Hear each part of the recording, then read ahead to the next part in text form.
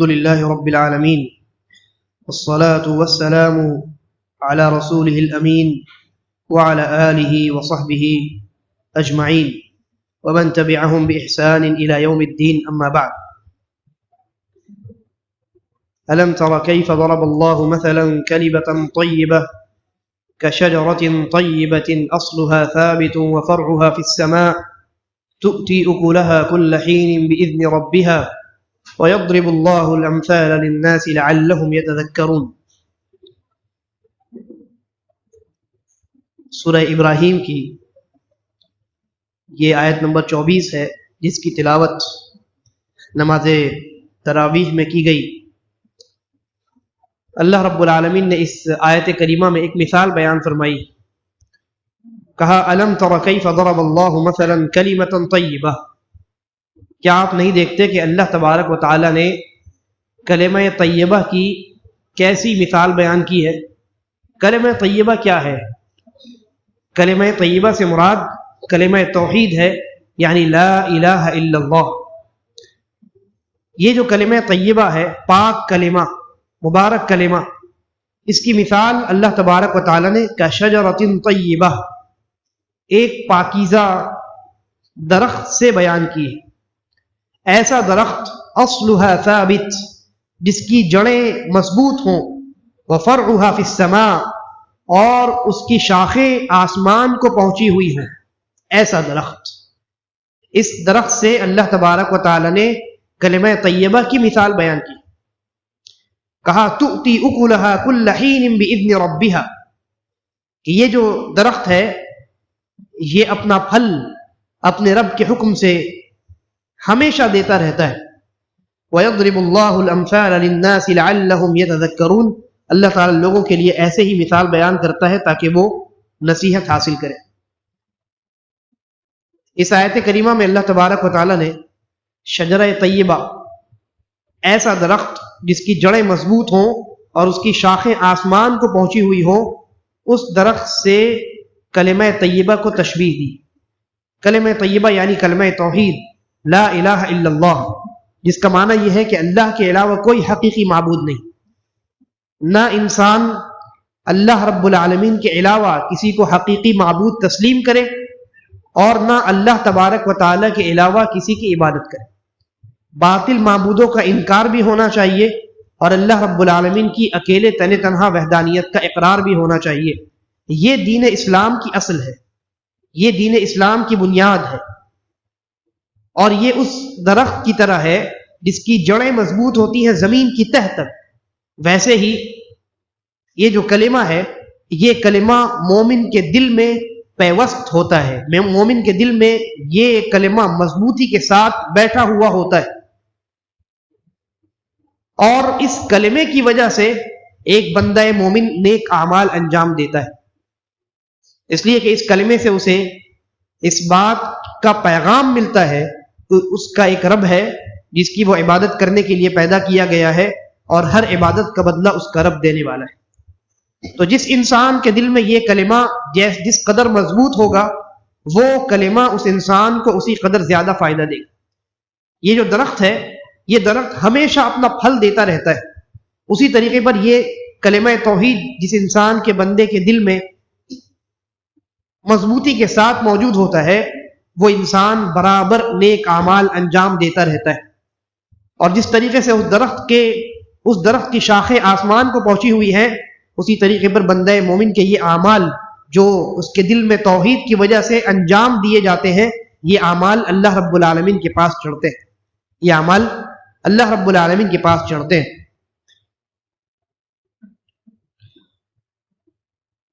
اس کے بعد اللہ تبارک و تعالی نے ایک برے درخت کی مثال بیان کی، کہا وَمَثَلُ كَلِمَةٍ خَبِيثَةٍ، اور بری بات جو ہوتی ہے، خبیث بات، اس سے مراد کیا ہے؟ شرکیہ بات، شرکی عقیدہ، کفریہ بات۔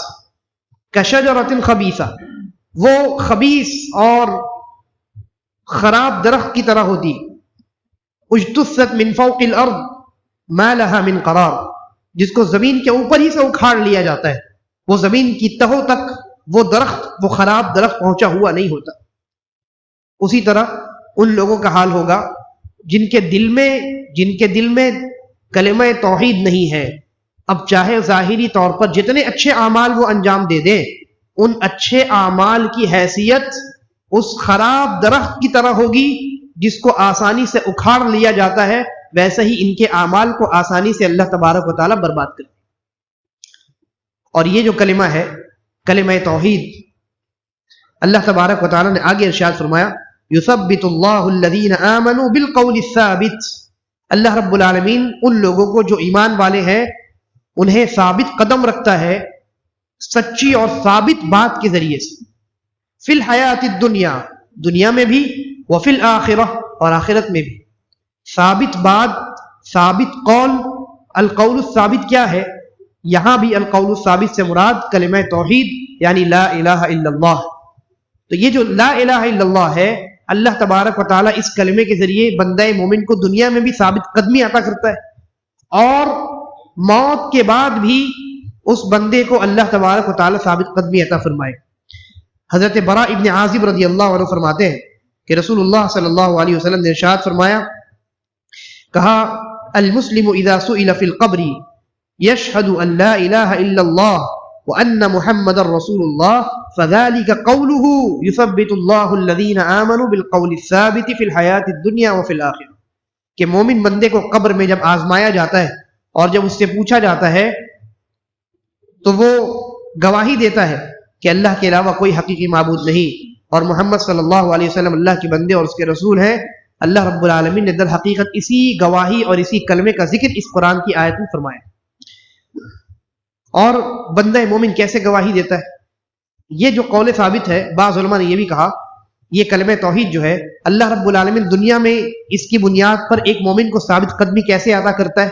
اس کی موت کے وقت، بندہ مومن کی موت کے وقت جب موت کا وقت آتا ہے تو اللہ تبارک و تعالی بندہ مومن کو جس طرح وہ زندگی بھر اس کلمے پر قائم رہا، اس کلمے کے مطابق زندگی گزارتا رہا، صرف اللہ کی بندگی میں اپنی زندگی وہ گزارتا رہا، کسی اور کے سامنے اس نے اپنے سر کو نہیں جھکایا، نہ کسی اور کے سامنے اس نے اپنے دامن کو پھیلایا۔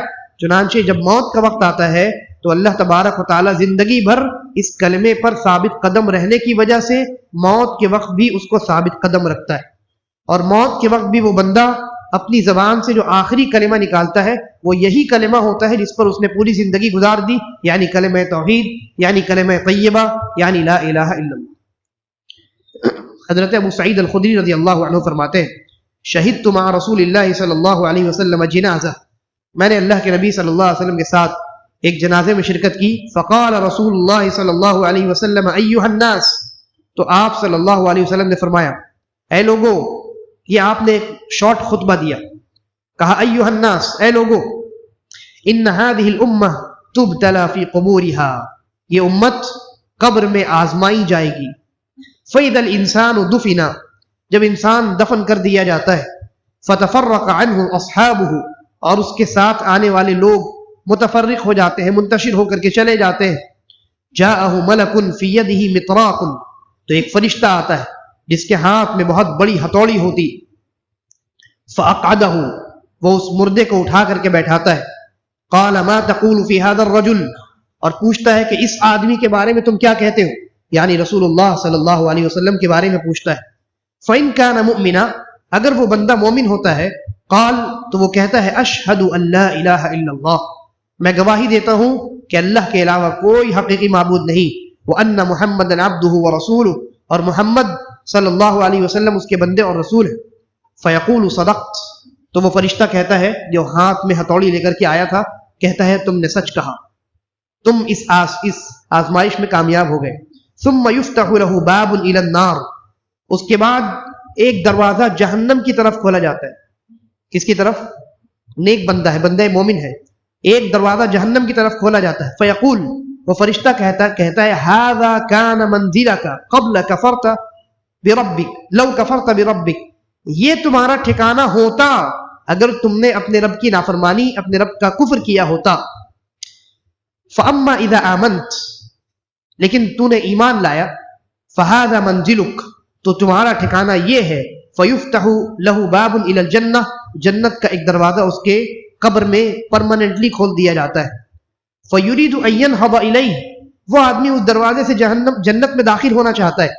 فیقول لہ، وہ فرشتہ کہتا ہے اسکن، ٹھہر جاؤ، ابھی وقت نہیں آیا، قیامت قائم نہیں ہوئی، حساب و کتاب نہیں ہوا. لیکن وَيُفْسَحُ لَهُ فِي قَبْرِهِ، اس کی قبر کو تاحد نگاہ، جہاں تک اس کی نظر جاتی ہے اس کی قبر کو کشادہ کر دیا جاتا ہے. وَإِذَا كَانَ كَافِرًا، اور اگر وہ بندہ کافر ہوتا ہے، او منافقا، یا منافق ہوتا ہے، يُقَالُ لَهُ مَا تَقُولُ فِي هَذَا الرَّجُلِ، تو اس سے پوچھا جاتا ہے اس آدمی کے بارے میں تمہارا کیا خیال ہے، یعنی رسول اللہ صلی اللہ علیہ وسلم.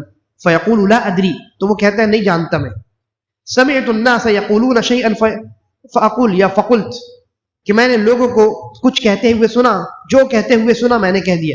لوگ اس کو پاگل کہہ رہے تھے، میں نے پاگل کہہ دیا. لوگ مجنون اور شاعر اور دیوانہ اور پتہ نہیں کیا کیا کہہ رہے تھے، جو لوگوں سے میں نے کہتے ہوئے سنا میں نے وہی کہہ دیا.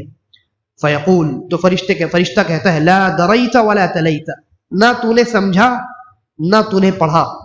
کیا نہیں پڑھا؟ قرآن مجید نہیں پڑھا. کیا نہیں سمجھا؟ قرآن مجید نہیں سمجھا. ولا اهتدیت، اور نہ تو نے ہدایت حاصل کرنے کی کوشش کی. ثم يفتح له باب الى الجنہ، پھر جنت کی طرف ایک دروازہ کھول کر کے اس کو دکھایا جاتا ہے، اور فرشتہ کہتا ہے هذا منزلك لو آمنت بربك، یہ تمہارا ٹھکانہ ہوتا اگر تو نے اپنے رب پر ایمان لایا ہوتا. فاما اذا كفرت به فان الله عز وجل ابدلك به هذا، لیکن تو نے اپنے رب کو نہیں مانا، اپنے رب کا انکار کیا، کفر کیا، اللہ نے تیرا ٹھکانہ بدل دیا. وَيُفْتَحُ لَهُ بَابٌ إِلَى النَّارِ، اور اس کے قبر میں پرماننٹ ایک دروازہ آگ کی طرف کھول دیا جاتا ہے. ثُمَّ يَقْمَعُهُ قَمْعَةً بِالْمِطْرَاقِ يَسْمَعُهَا خَلْقُ اللَّهِ كُلُّهُمْ غَيْرَ الثَّقَلَيْنِ. اس کے بعد وہ جو فرشتہ ہتھوڑی لے کر کے آیا تھا، اس ہتھوڑی سے وہ فرشتہ اس کے سر کے بیچوں بیچ مارتا ہے، اور اس قدر شدت اور زور سے مارتا ہے کہ اس کی آواز یا اس آدمی کے چیخنے کی آواز اللہ تبارک و تعالیٰ کی تمام مخلوقات سنتی ہے سوائے جنات اور سوائے انسان کے. یہ چرند و پرند اور چوپائے، تمام کی تمام مخلوقات اس عذاب کو سنتی ہے، اس آدمی کی چیخ کو سنتی ہے سوائے انسان اور جنات کے. فقال بعض القوم، بعض صحابہ نے کہا یا رسول اللہ، اے اللہ کے رسول، ما احد یقوم علیہ ملک فی یدہ مطراق الا ہیل عند ذلک.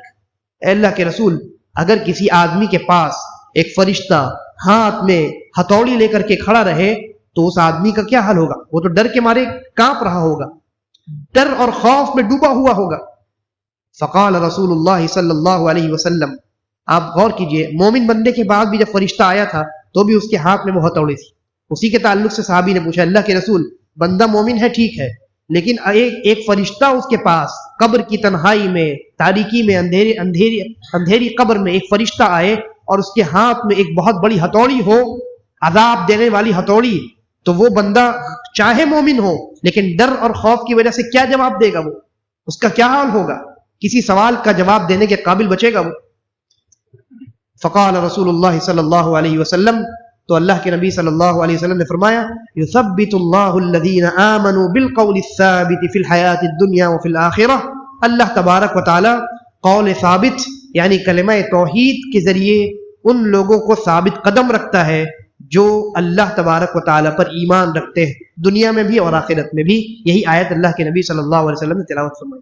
یعنی ایسے پرخوف منظر بھی ہو، ایسی خطرناک صورتحال میں بھی اللہ تبارک و تعالی بندہ مومن کے اندر ہمت پیدا کرے، جرات پیدا کرے، اور فرشتے کو ہاتھ میں ہتھوڑی لیے ہوئے دیکھنے کے باوجود اور قبر کی تنہائی میں اس کے دل میں ڈر اور خوف پیدا نہیں ہو. جب سوال کیا جائے گا اللہ رب العالمین اس کو توفیق دے گا اور اللہ کی توفیق سے بندہ مومن جواب دے گا. تو یہ جو کلمہ توحید ہے یہ وہ کلمہ ہے جس پر ہماری کامیابی منحصر ہے. ہماری کامیابی، زندگی کی کامیابی اور آخرت کی کامیابی، یا یہ کہہ لیجئے کہ اس زندگی کی کامیابی، قبر والی زندگی کی کامیابی، اور قبر کے بعد آخرت اور حشر اور جنت اور جہنم والی جو زندگی ہے، قیامت والی زندگی، اس زندگی کی کامیابی، تینوں زندگیوں کی کامیابی اسی کلمے کے اوپر ڈیپینڈنٹ ہے. اس لیے اس کلمے کو مضبوط کرنا چاہیے. اپنی توحید کو انسان جس قدر مضبوط کرے وہ انسان اس قدر زیادہ کامیاب. اللہ تبارک و تعالی ہم تمام کو توحید پر زندہ رکھے اور جب ہمارا خاتمہ ہو تو ایمان اور اسلام پر ہو. هذا وباللہ التوفیق وصلی اللہ وسلم علی نبینا محمد.